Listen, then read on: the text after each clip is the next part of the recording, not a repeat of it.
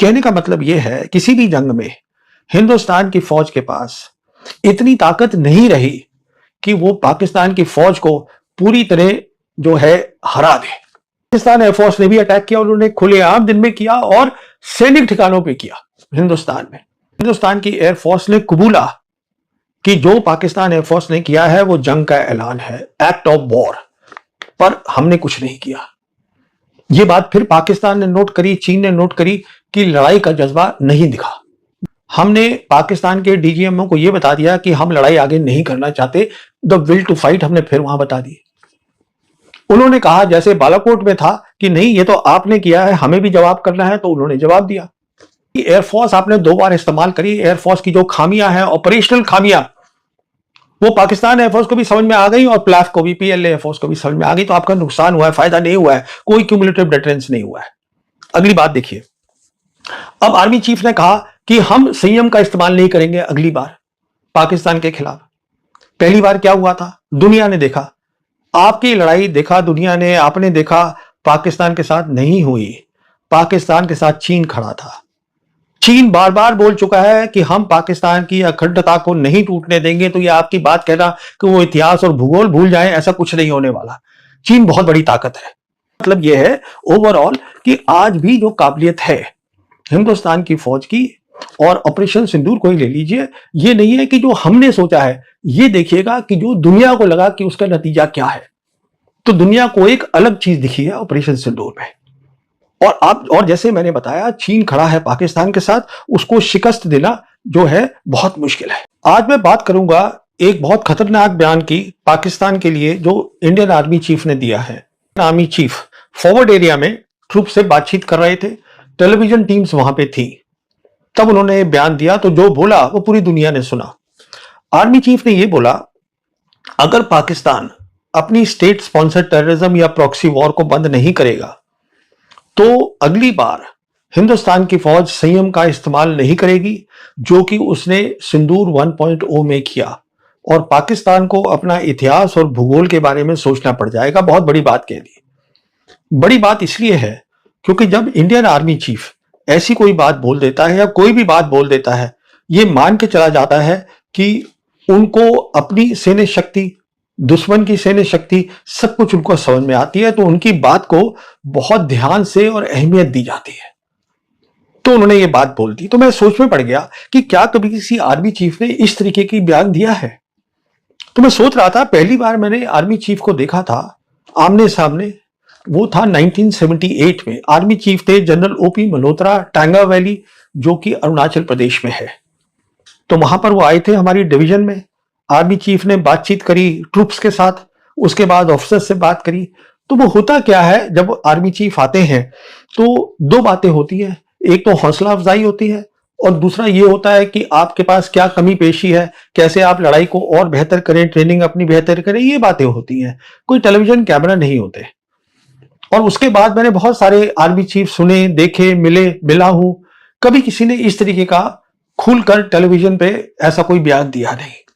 तो इसलिए जरूरी बन जाता है कि चलिए जो आर्मी चीफ ने कहा है इसके बारे में सोचते हैं। क्या कहा है इन्होंने अल्टीमेटम दिया है कि आप प्रॉक्सी वॉर बंद करिए पाकिस्तान को। ये शुरू कब हुई? ये शुरू हुई 1990 में, जब मसला हुआ जम्मू कश्मीर में, वहां पे डिस्टरबेंस हुई। उस समय आर्मी चीफ थे जनरल रॉड्रिक्स।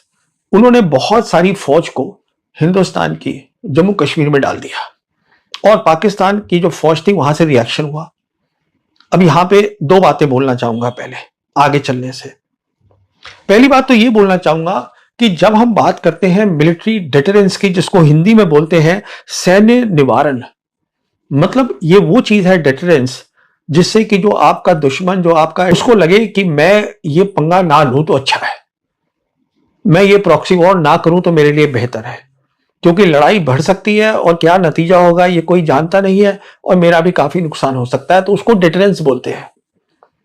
और डिटरेंस जो है वो 2 चीजों से बनता है। एक होता है कि आपकी मिलिट्री ताकत क्या है, सैन्य शक्ति क्या है। वो सैन्य शक्ति नहीं जो आप समझते हैं आपके पास है, बल्कि वो जो आपका एडवर्सरी पाकिस्तान समझता है कि आपके पास ताकत है, इसलिए मुझे पंगा नहीं लेना है। एक तो ये होती है। दूसरी होती है कि पाकिस्तान को लगना चाहिए कि आप में लड़ाई करने का जज्बा है, जिसे हम बोलते हैं विल टू फाइट। और मेरे हिसाब से इन दोनों में जब हम डिटरेंस की बात करते हैं, विल टू फाइट सबसे पहले आता है, उसके बाद आता है मिलिट्री कैपेबिलिटीज। तो एक तो ये बात ध्यान में रखिएगा। दूसरी बात ये रखिएगा कि पाकिस्तान ने जब रिएक्शन किया, रॉड्रिक साहब ने फौज को अंदर भेजा, तो उनको भी मालूम है कि हम दोनों फौजों का एक पुराना रिश्ता है, हमने जंगें लड़ी हैं। पहली जंग कश्मीर की हुई थी, जब 1 जनवरी 1949 को मिलिट्री लाइन बनी जिसका नाम था सीज फायर लाइन। उसके बाद 65 की जंग लड़ी गई, 71 की जंग लड़ी गई। 71 की जंग में जो ईस्ट पाकिस्तान था वो बांग्लादेश बन गया, पर जो वेस्ट पाकिस्तान था वहां पे वो मिलिट्री लाइन बरकरार रही, उसका नाम बदल गया। सीज फायर लाइन से उसका नाम हो गया लाइन ऑफ कंट्रोल। कहने का मतलब यह है, किसी भी जंग में हिंदुस्तान की फौज के पास इतनी ताकत नहीं रही कि वो पाकिस्तान की फौज को पूरी तरह जो है हरा दे। वो नहीं रही इतनी ताकत। अगर होती तो वो मिलिट्री लाइन हट जाती। तो शिकस्त पूरी पाकिस्तान की फौज को नहीं दी गई, और ये उनको भी मालूम है, हमको भी मालूम है। तो अब इसके बाद जो है मोदी सरकार आई। अब मोदी सरकार, हमें मालूम है, सबसे पहले वो, मैं सिर्फ पाकिस्तान की बात कर रहा हूं, मैं चीन की बात अभी कर ही नहीं रहा हूं। तो पाकिस्तान के खिलाफ 2016 में हमें बताया गया, हिंदुस्तान की आर्मी ने सर्जिकल स्ट्राइक कर दी है लाइन ऑफ कंट्रोल के उधर जाकर। ये हमें बताया जो हमारे उस समय director general military operation lieutenant general Ranbir Singh थे, उन्होंने हिंदुस्तान की प्रेस को बताया। पर उससे पहले पाकिस्तान को यह बता दिया कि अब जो हमने किया है इसके अलावा हम कुछ करने वाले नहीं है। तो हमने पाकिस्तान को पहले यह इतला कर दी कि लड़ाई करने की विल टू फाइट नहीं है। 2016 में यह पहली बार बताया गया पाकिस्तान को। और जहां तक सर्जिकल स्ट्राइक जो कि इंडियन आर्मी ने नाम दिया था, वो बाद में यह पता चला, जो हमारे आज विदेश मंत्री हैं जयशंकर, उस समय विदेश सचिव थे, तो उन्होंने एक पार्लियामेंट्री कमेटी को बताया कि देखिए ये जो सर्जिकल स्ट्राइक है ये काउंटर टेरर ऑपरेशन है। जो पहले हिंदुस्तान की फौज इधर करती थी अपनी तरफ, अब जो है उन्होंने लाइन ऑफ कंट्रोल करके थोड़ा जाके अंदर पाकिस्तान ऑक्युपाइड कश्मीर वहां कर दिया है, और कुछ नहीं है। नाम दे दिया सर्जिकल स्ट्राइक, जो एक बहुत बड़ी बात है। तो ये सारी चीजें पाकिस्तान ने देखी, समझी, और चीन ने भी समझी। उसके बाद बालाकोट हुआ 2019 के अंदर। अब सवाल यह था कि 1971 के युद्ध के बाद, लड़ाई के बाद एयर पावर का इस्तेमाल नहीं हुआ था। तो पाकिस्तान की साइड तैयार नहीं थी कि अचानक रात को जो इंडियन एयरफोर्स है वो बालाकोट पे स्ट्राइक कर देगी। कहां? किसी सैन्य ठिकाने पे नहीं, सैनिक ठिकाने पे नहीं, जो टेररिस्ट के जो उनका इंफ्रास्ट्रक्चर है, जो मदरसा थे बालाकोट में, जहां पे, वहां पे अटैक हुआ।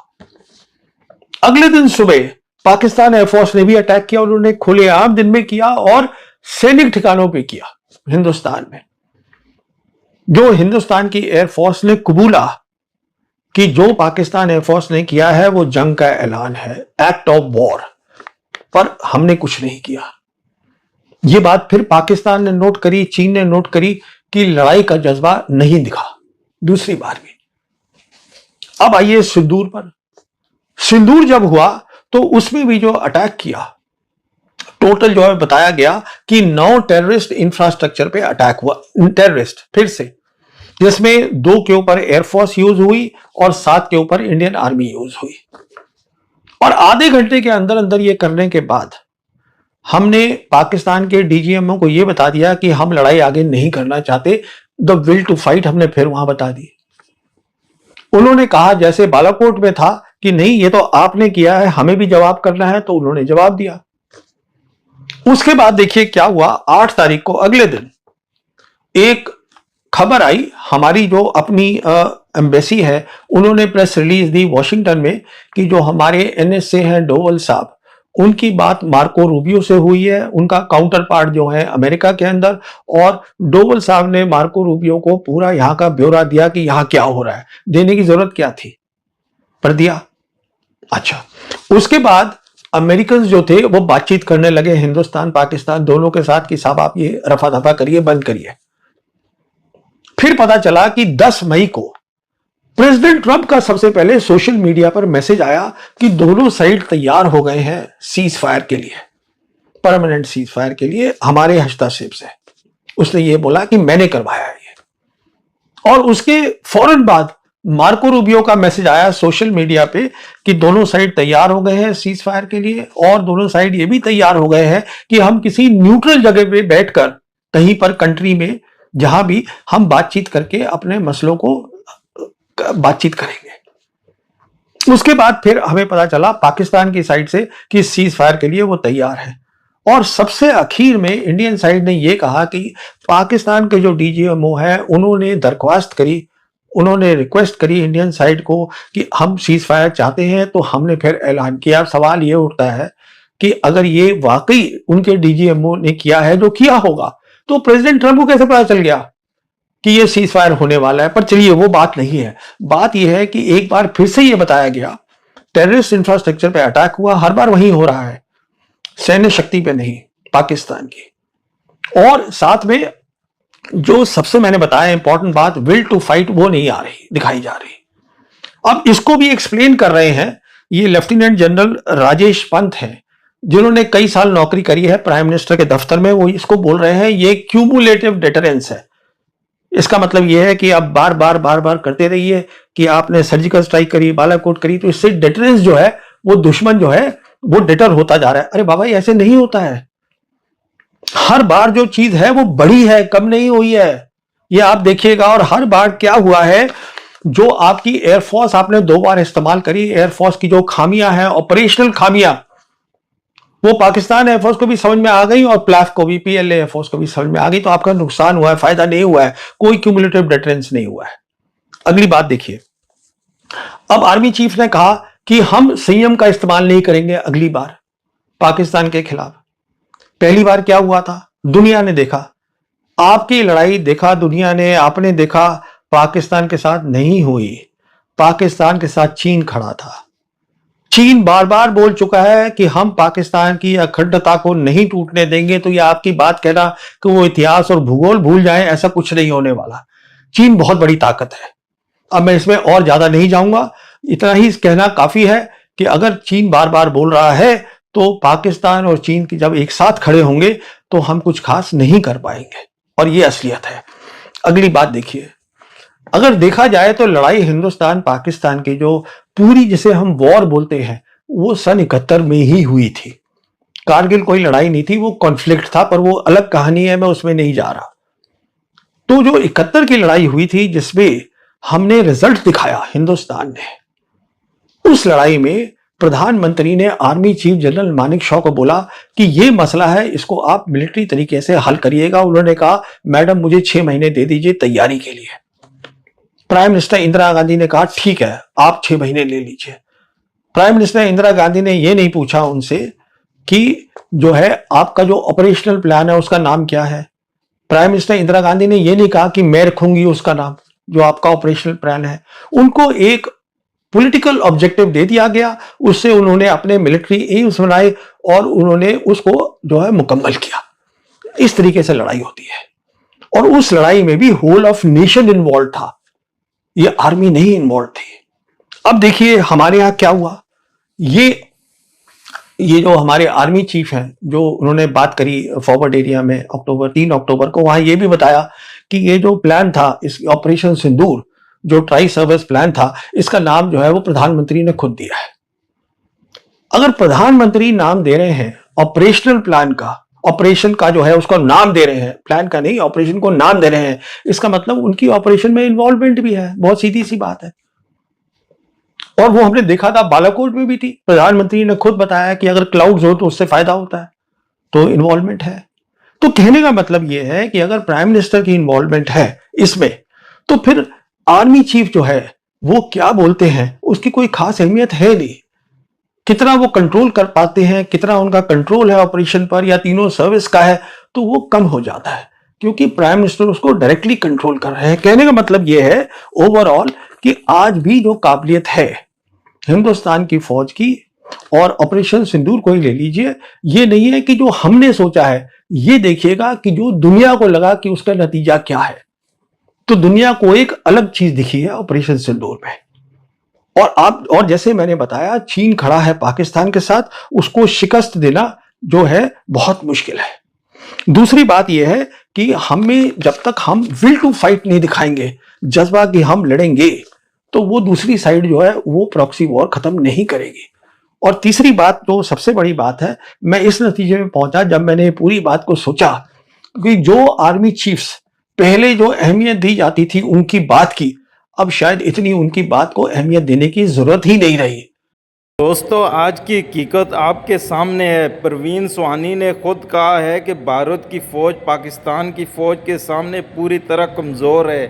ये कोई मेरी राय नहीं, बल्कि वो हकीकत है जो दुनिया ने देखी। ऑपरेशन सिंदूर की असल कहानी सामने आ गई है। भारत ने जो सोच रखी थी वो नाकाम हुई। दुनिया ने देखा कि पाकिस्तान ने हर कदम, हर हिकमत और समझदारी से काम लिया। ये ज़ाहिर करता है कि ताकत सिर्फ फ़ौजी वसाइल से नहीं आती, बल्कि जज्बे, हिकमत और कौम के दफा के जज्बे से आती है। हमने देखा कि सिर्फ बड़ी तादाद या जदीद हथियार काफ़ी नहीं, असल ताकत होती है हिकमत अमली और दलेर क़यादत। ये बात हमें अपने फ़ौजी और कौम पर फ़ख्र करने का हक़ देती है। दोस्तों, इसलिए हमें अपने मुल्क पर, अपनी फ़ौज पर और अपने दफ़ा पर मुकम्मल एतमाद है। हमें ये जानकर खुशी हुई कि हम हमेशा अपने वतन के लिए तैयार हैं। अगर आपको ये वीडियो पसंद आई हो तो लाइक करें, शेयर करें और सब्सक्राइब करना ना भूलिए, ताकि हम आपके लिए मज़ीद हक़ाइक़ और हकीकतें लेकर आते रहें। अपना बहुत ख्याल रखिएगा। अल्लाह हाफिज़।